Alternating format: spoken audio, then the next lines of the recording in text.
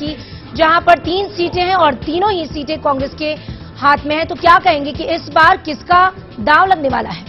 देखिए, सरगुजा की जो बात करें, यहाँ के जो महाराजा हैं, राजा हैं टी.एस. सिंहदेव, इनके बारे में आपको बता दूं कि कांग्रेस के जो जितने भी, जब कांग्रेस अपना नामांकन, कांग्रेस के सारे प्रत्याशी जब अपना नामांकन दाखिल कर रहे थे, तो टी.एस. सिंहदेव सबसे ज्यादा करोड़पति आदमी थे। ये राजा हैं, लोग इनके राजा महाराजा है। कई जमाने से आज तक ये चुनाव नहीं हारे, लगातार चुनाव जीतते हैं, चाहे सरकार किसी की भी रही हो। और जब मध्य प्रदेश छत्तीसगढ़ एक हुआ करता था, तब भी टी.एस. सिंहदेव को वहां से को हरा नहीं पाया। और सबसे बड़ी बात है कि पूरे के पूरे सरगुजा का जो इलाका है, यहां पे टी.एस. सिंहदेव का सिक्का बोलता है, ये जिसको बोलते हैं, क्योंकि जिस बार जो टिकट वितरण होगा रूबी, तो देखना ये बड़ा देखना लायक ये था। सबसे अमीर है टी.एस. सिंहदेव। छत्तीसगढ़ के पूरे चुनाव की बात की जाए, चुनाव जितने प्रत्याशी हैं उसमें सबसे अमीर है।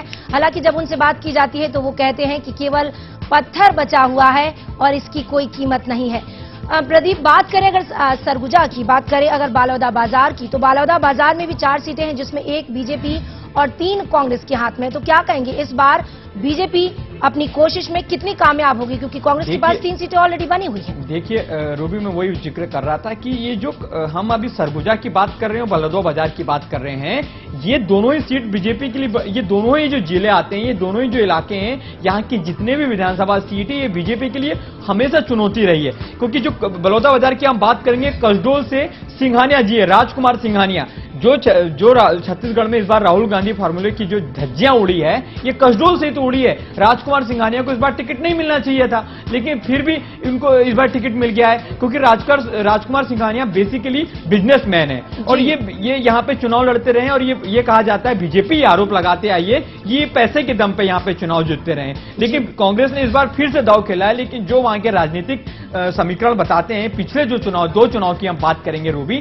तो यहां पे भी कांग्रेस बहुत मजबूत है। और सबसे बड़ी बात है, इस बार बीजेपी ने पूरी ताकत लगाई है, और राजकुमार सिंघानिया जो लगातार चुनाव जीतते आए, देखना ये दिलचस्प होगा कि जो कसडोल से राजकुमार सिंघानिया है, उसके खिलाफ जो बीजेपी के प्रत्याशी है, वो बहुत ही मजबूत है।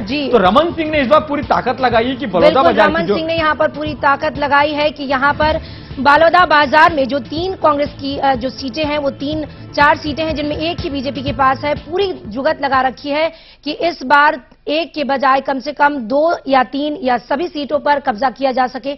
यहां रुकेंगे एक छोटे से ब्रेक के लिए, ब्रेक के बाद लौटेंगे तो फिर छत्तीसगढ़ की सियासत पर फिर पैनी नजर बनाए रखेंगे।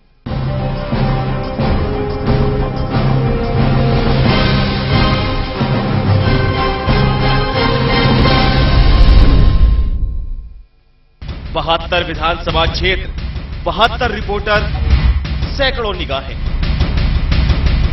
ग्राउंड जीरो से इलेक्शन रूम तक, हर सीट का पूरा विश्लेषण। सियासी पंडितों की नजर में किस करवट बैठेगा छत्तीसगढ़ में सियासी ऊंट।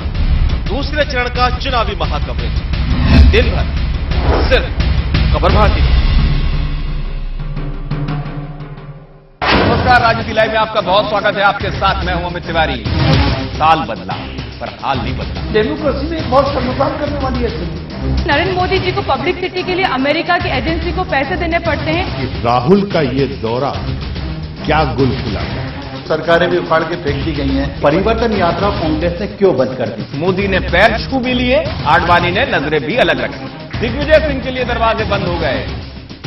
बात है सियासत के बाजीगरों। शिवराज का शाही स्नान है, क्योंकि कांग्रेस तो माने ना माने, आगे बड़ा इम्तिहान है।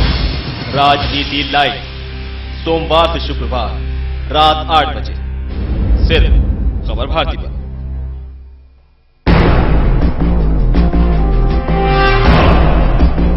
नजर आर्थिक विकास पर, नजर सामाजिक सरोकार पर, नजर आपकी आजादी पर, नजर जिंदगी की बर्बादी पर। हर पल, हर समय बदलते घटनाक्रम पर पैनी नजर। खबर भारती, सरोकार आप।